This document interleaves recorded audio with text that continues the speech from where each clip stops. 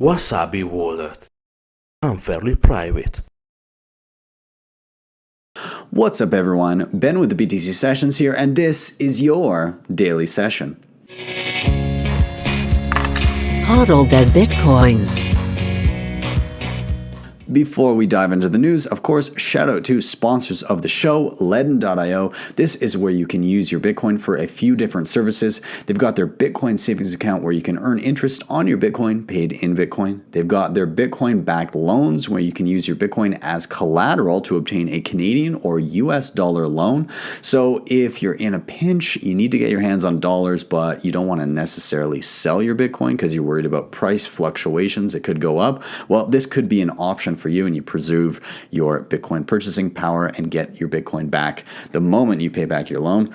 And finally, they've got their B2X offering, and this is where you can get double the exposure to the price fluctuations of Bitcoin. If you want to check out any of that, there is a link in the show notes down below, and if you opt to get a Bitcoin-backed loan using that link, they will actually credit your account with an additional $50 worth of Bitcoin.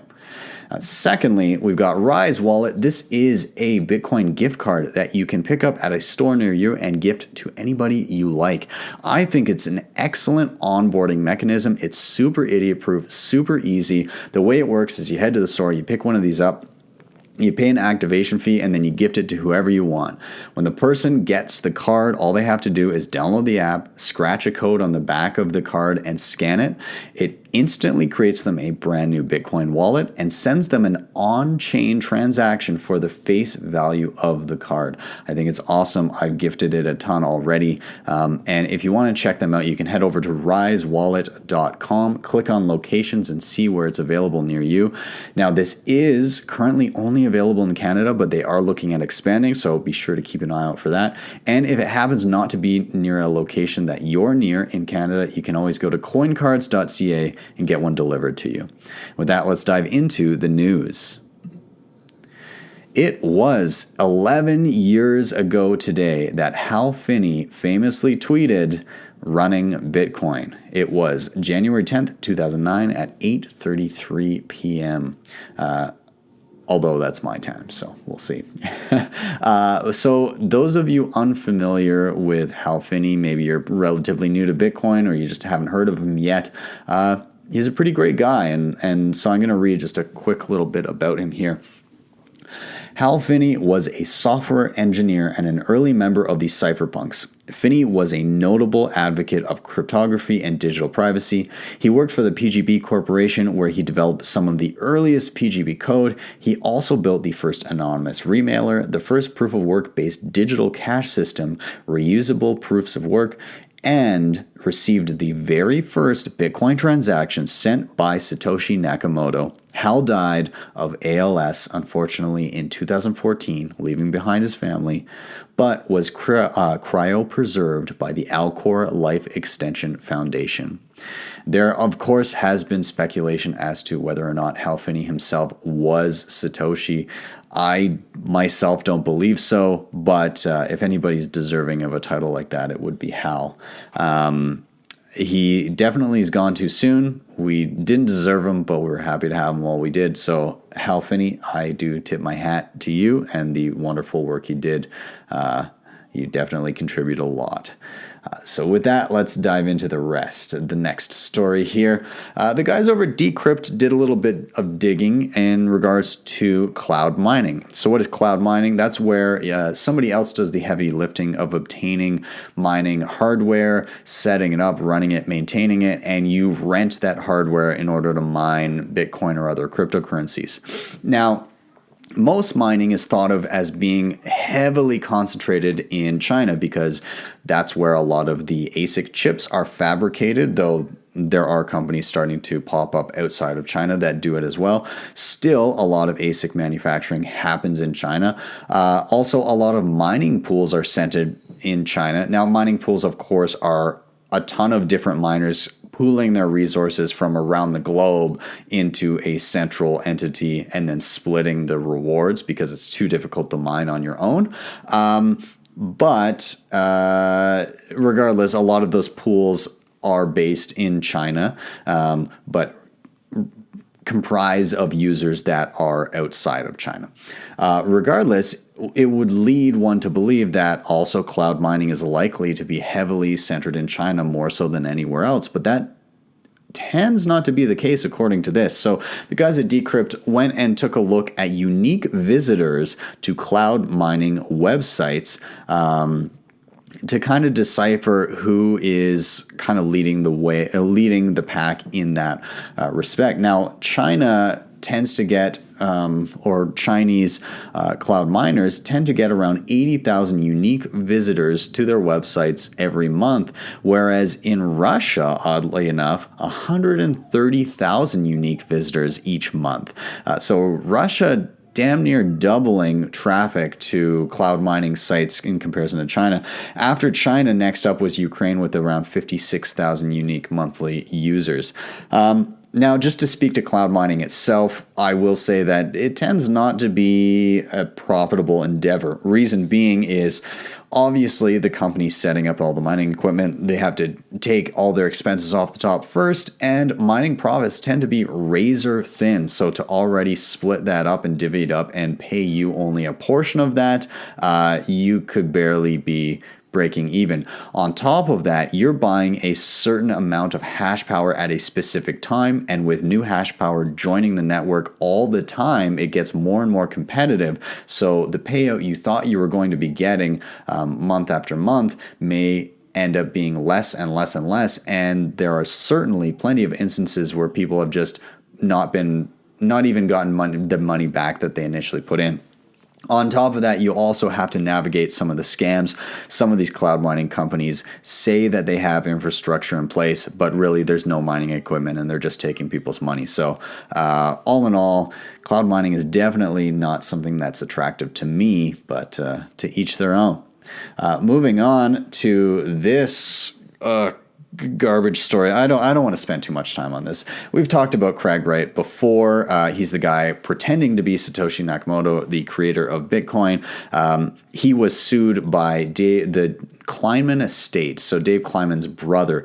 Dave Kleinman reportedly worked with Craig Wright early on in Bitcoin, and the case was saying that Craig Wright had stolen Bitcoin from Dave Kleinman early on, fraudulently. And so the court found and demanded that Craig Wright pay 550,000 Bitcoin to the Kleinman estate, which is in the billions of dollars. However, throughout that case, the legal team from Craig Wright submitted tons of documents that were clearly either doctored or falsified in some way, shape, or form. And the judge himself said that the whole testimony was just more or less trash. It was just completely dishonest and in some cases malicious. So what's happening here? There was a massive pump in the price of Bitcoin SV, which Craig Wright created and said is the real Bitcoin. And I was wondering what the hell was going on. It looks like he's now dumped a ton of dossiers, like 400 and something dossiers on the plaintiff saying, hey, here's all this information about the new information about the Tulip Trust, which is where these supposedly missing Bitcoins or locked Bitcoins have been locked away for the past number of years.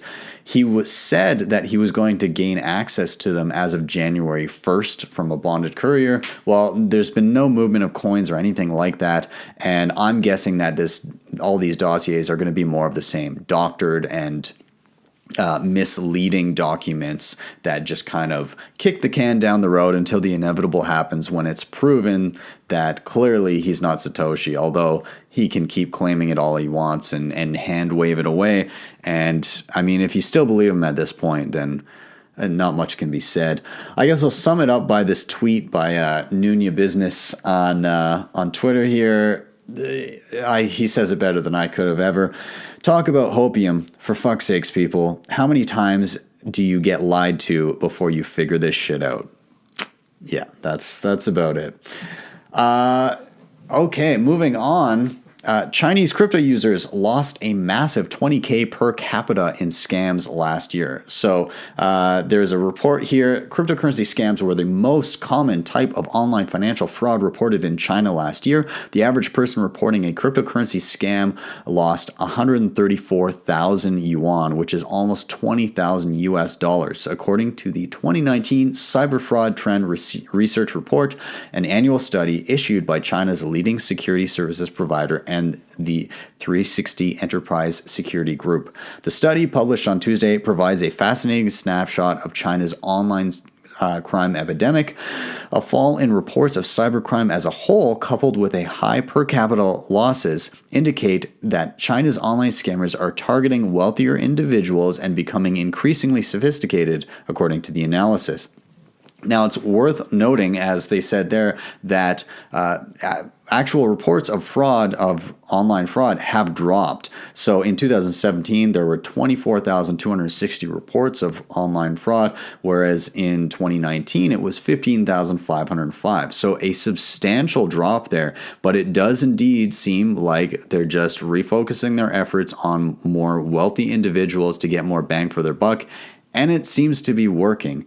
I'm inclined to believe that this kind of stuff will continue to happen until people become more privy to Bitcoin, how it works, that it's irreversible, and people will be less likely to fall for this kind of thing. But scammers are always going to be out there, and they're always going to be looking for the next easiest way to scam you. So, the best way to deal with this, I believe, is just education and prevention. And one last thing to touch on today. It's not much of a story, even though some people are making it a story. Elon Musk tweeted out, "Bitcoin is not my safe word." And of course, Bitcoiners on Twitter are always happy to see Elon Musk mention anything about Bitcoin. And I don't know, Twitter kind of blew up. It's at the time of looking at this, it has like 86,000 likes and around 7,000 retweets.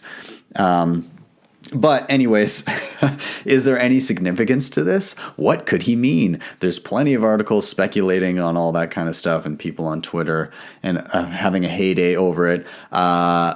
I think it's just Elon Musk being himself and just stirring the pot and having some fun. It wouldn't be the first time. Anyways, I'm going to leave it there, guys. Thank you very much for watching. Of course, always hit like, subscribe, and share, whether you're on YouTube or listening to this on the podcast platform of your choice. It's always great to have you guys here and listening and joining in. Be sure to share this out. It's always great to have new people watching and listening. Secondly, if you want to help with the show in another way, you can always hit up the sponsors, as I mentioned down below, LEDN and Rise Wallet, and check out Wasabi Wallet to add some privacy to your Bitcoin. And finally, of course, you can check out NordVPN. I use this on my computer and my phone all the time. It hides your IP address, it encrypts your browsing data, and has some other added benefits like unlocking geo-blocked content. If you click the link, or if you head to nordvpn.com and use the code BTC Sessions, all one word, then you get a special deal where it ends up only being $3.49 a month, which is pretty damn good in my opinion. And with that, I will wrap up. Again, thank you guys. Always awesome having you here, and I will see you after the weekend for your daily session.